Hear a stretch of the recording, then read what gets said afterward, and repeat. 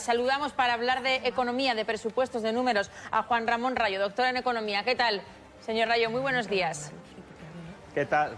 Quiero que analicemos muy bien la propuesta que le ha hecho Unidos Podemos al gobierno de Pedro Sánchez, Josué Coello. Son propuestas de Unidos Podemos al gobierno para que apoye los presupuestos y el techo de gasto. Pero antes, Josué Coello, antes de verlo, quiero hablar con nuestro doctor en economía, con el señor Rayo. Señor Rayo, cuéntenos, ¿a ustedes qué le parecen estas propuestas? Entre ellas, subir el IRPF a los que ganen más de 60.000 euros.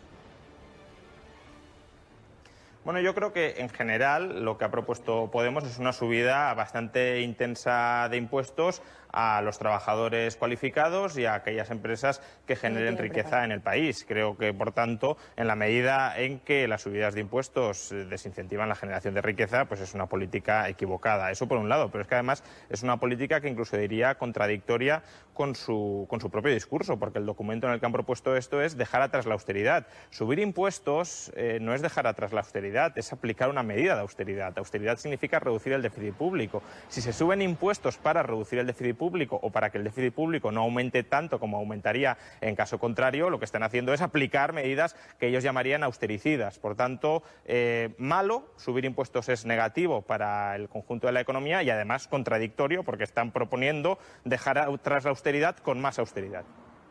Ahora sí, Josué Coello, ¿qué le exige Unidos Podemos al gobierno para apoyar su techo de gasto y sus presupuestos? Son exigencias, María, que Podemos ha puesto encima de la mesa que el gobierno tiene que analizar, pero ojo, desde la formación morada dicen que esto no sería una línea roja, que están esperando las posibles contramedidas que desde el PSOE les vayan a proponer. En definitiva, Podemos y el PSOE se esperan mutuamente. Bueno, se trata de un documento que, como reza el título, es básicamente una serie de propuestas que nosotros le hacemos al Gobierno con la voluntad de avanzar en un acuerdo que permita, digamos, la aprobación de las cuentas generales del Estado y que permita, sobre todo, la financiación de los servicios públicos y de las atenciones básicas que están tan necesitadas en nuestro país.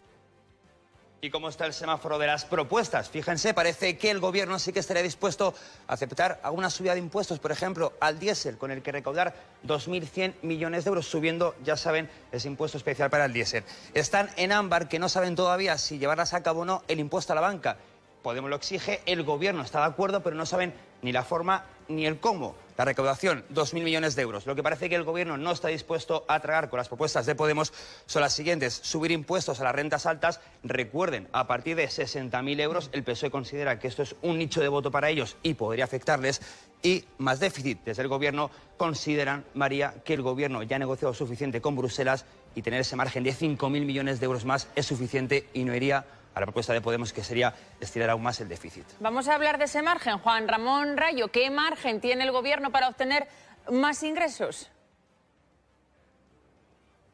Bueno, tenemos que plantearnos si necesitamos más ingresos o menos gasto, ¿no? Porque lo que está claro, salvo para aquellos que demagogamente hablan de dejar atrás la austeridad, es que España necesita cuadrar las cuentas.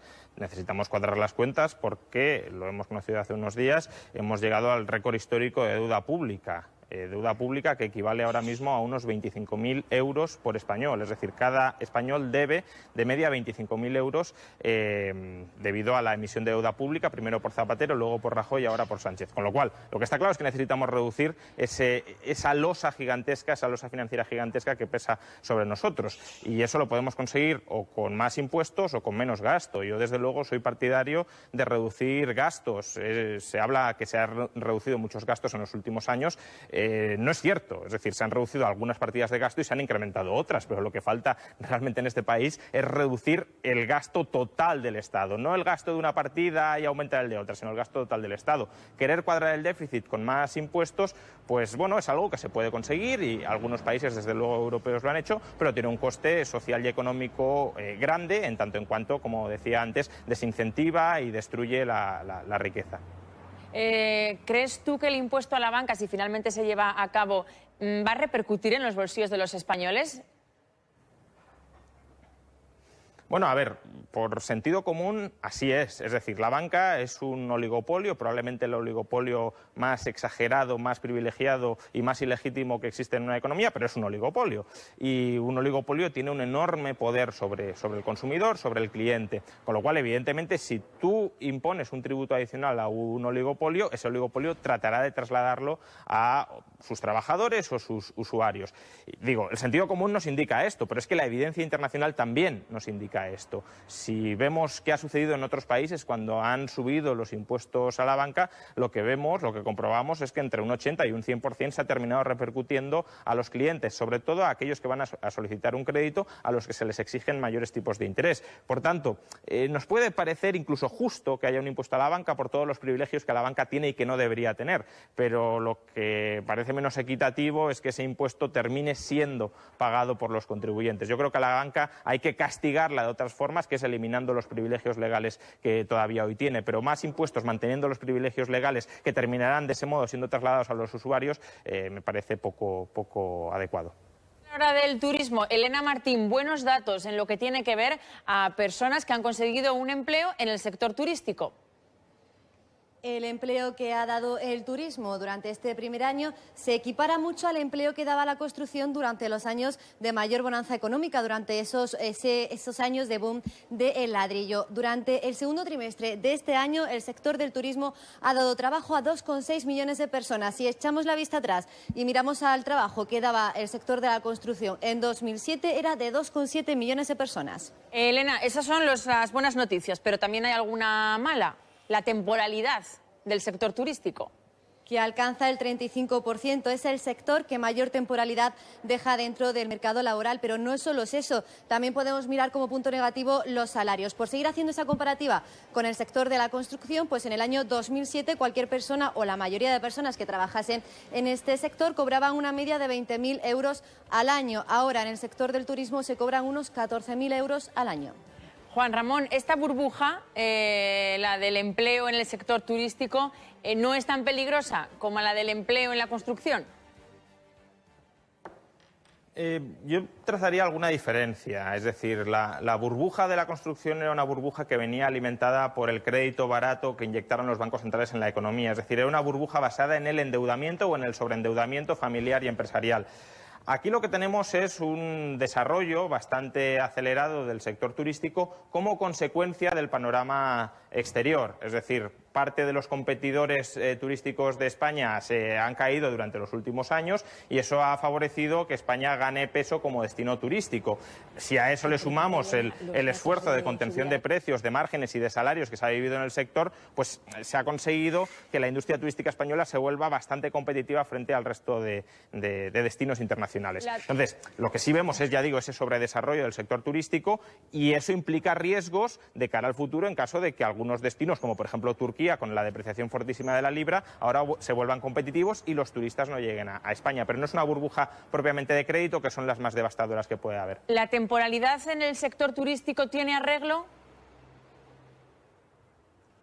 A ver, el sector turístico es un sector naturalmente que gira en torno a la temporalidad, porque es un sector muy estacional. Ahora bien, el sector turístico en otros países de nuestro entorno no tiene la altísima temporalidad que tiene en España. ¿Esto qué significa? Que no es solo un problema de que España esté especializado o tenga un peso relevante del sector turístico. El problema de la temporalidad es un problema estructural de nuestra economía más allá de la composición sectorial. Y es un problema que se debe a la legislación, a la pésima legislación laboral que tenemos. Una legislación que, para proteger excesivamente a quien ya tiene un puesto de trabajo con contrato indefinido y consolidado durante mucho tiempo, desprotege absolutamente a los que no tienen un puesto de trabajo y que por tanto tienen muy difícil volver a entrar en el mercado laboral, salvo con contratos temporales basurientos, incapaces de proporcionar una vida laboral digna a cualquier persona que lo suscriba. Por tanto, creo que hay que cambiar los fundamentos de esta legislación laboral que nos hace tener la tasa de temporalidad más alta de Europa y hay que cambiarlo en la dirección de liberalizar el mercado laboral en lugar de seguir encorsetándolo con modelos pues absolutamente arcaicos, desfasados e inadecuados para los tiempos actuales. Muy rápido, para terminar, Juan Ramón Rayo, ha habido una venta de coches, se ha disparado la venta de coches. ¿A qué se debe? ¿Esto es un síntoma de la recuperación de la crisis? No, bueno, es un mero efecto, casi diría, no calendario, pero casi. Es decir, a partir de septiembre, como sabéis, entran en vigor nuevas normas que hacen más estricto la revisión de los automóviles diésel, y entonces ha habido que liquidar el stock de todos los que no se sometían a esa normativa de vigilancia previa. Por tanto, estamos ante algo meramente anecdótico, dentro de eso, es verdad, de una trayectoria de recuperación del sector automovilístico español que ya viene desde hace años, pero los datos concretos del mes de agosto son meramente anecdóticos. Ramón Rayo, doctor en Economía, muchísimas gracias. Un saludo, buen día.